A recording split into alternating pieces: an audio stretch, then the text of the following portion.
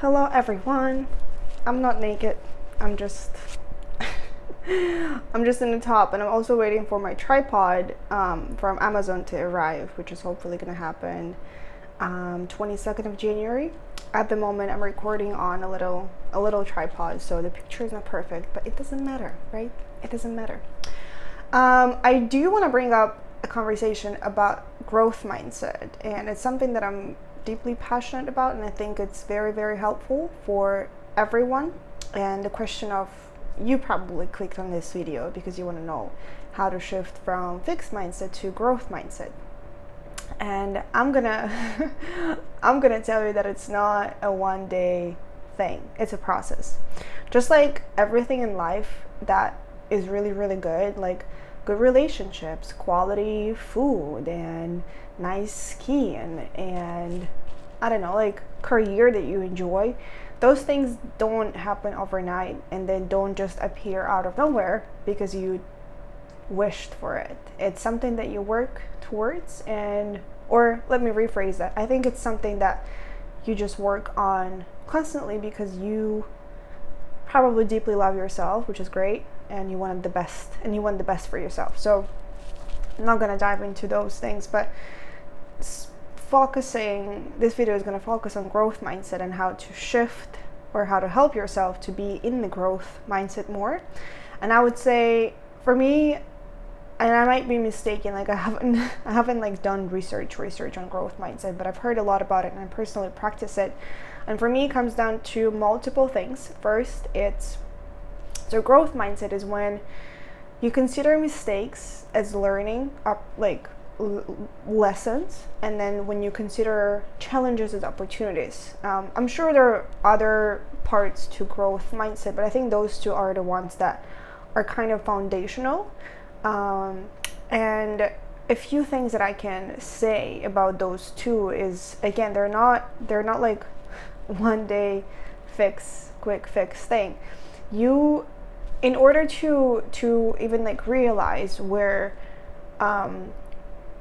from which situations you can learn, it's important to realize those situations first. It's like you have to become aware of the things that happened to you that were probably not very good, not very easy, not very joyful, something that probably was difficult to overcome, and something that was probably making you depressed for some time. It could be a person, it could be a situation, it could be financial struggle, anything. And instead of obsessively thinking about it, or I used to, and I still do sometimes, like feel guilty for not doing something I think I should have done or could have done, I try my best to first of all be kind to myself. So feel compassion towards myself, because in those, like in that negative self-talk where you like guilt yourself, there's nothing healthy. I'm sure you know that too, but we all do that, and it's a pattern that we need to reshape or break, and then build a new pattern of a positive self-talk. But yeah, so the first kind of step is to understand those situations, like get outside of them and stop obsessing over them. Stop like feeling, well, I don't want to say like stop feeling strongly about those situations, but like you have to like let go of the obsessive thinking and step outside and observe. So observe the situation, become aware, become more mindful. Whatever word speaks to your heart right now, use that word. So once you are aware of the situation, it's there, and then you can choose, attention, you can choose how you want to proceed with this experience. It's only up to us to decide how we want to respond or react or even understand the situation. And it's only up to us to choose how we want to, what do we want to do with it. And so the best way is to never ever really like pressure yourself and like be harsh with yourself. The best scenario is usually you sit down and maybe you write down the situation that you describe, the situation that happened to you, and there and then in the moment of journaling, you kind of step outside of the situation and you ask yourself, what can I learn from this situation? What went wrong?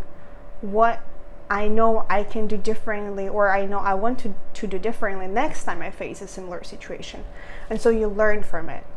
This is like, and then you practice on a regular basis with multiple situations that you face, or with all the past situations. They might still bother you, because I think I came across growth mindset, or even like mindset work in general, because there were so many thoughts and memories that were bothering me from the past, and I just couldn't let go of them. But they were bothering me because I didn't like close them up in my head. And in order to close them up, you have to decide what you want to do with them, mentally, kind of like mentally. And then once you let go of all of those thoughts, or like majority of those like triggering memories and thoughts, trust me, you're gonna have so many resources, like so much energy that you can then focus or direct to something that you love, something useful, something more beneficial for you right now in this moment. And so the part number 2 is, looking at opportunities, looking at challenges and opportunities. So we all get scared, right? And I'm scared all the time. I feel fear. I've learned to not allow fear rule my life as much as it used to, though it still does come up, because I'm a human being and I feel fear. It could be any type of situation. It could be you trying something new, or it could be you meeting the person that you like and you're thinking they're not going to be together, or something. Like, it could be over, like, we all have those thoughts, and thoughts produce some feelings, and some feelings don't allow us sometimes to act in the direction we want to go. And so I invite you to think all the time about challenges, especially if you're afraid of doing something, especially not only as opportunities, but exactly the things that you need to do. Because where the fear is where the growth is on its own. Like, nothing happens in a comfortable environment. Comfort is great. It's great for resting. It's great for rejuvenating your resources, restarting something. But comfort will not allow you to grow and expand. Again, comfort is great. I love comfort. I absolutely love comfort. I want to make my life as comfortable as possible.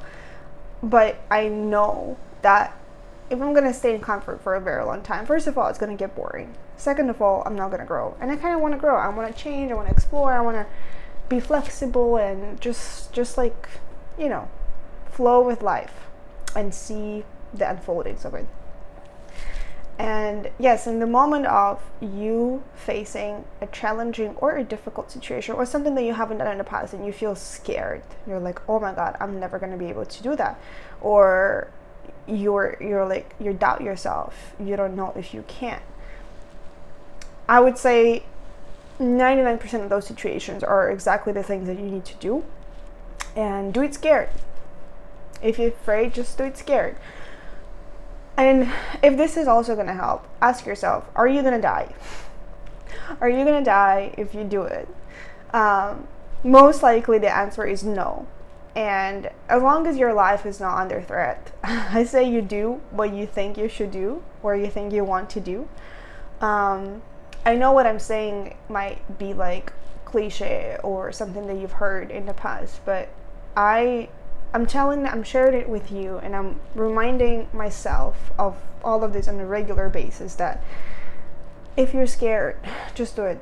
Just do it. And if your life is not under threat, then you can do it. You can make it. And think about the person that you're going to become once you overcome this challenging situation. Think about how much you're going to learn about yourself, and how much you're going to learn about the situation itself, and the subject, and the participants of that situation. Think about how deep you can feel something, and how much you can gain out of it, because every challenge is like you discovering a new part of yourself, or almost creating whatever you pick. And it's like there is an entire universe within you and you're just exploring it. I think it's great.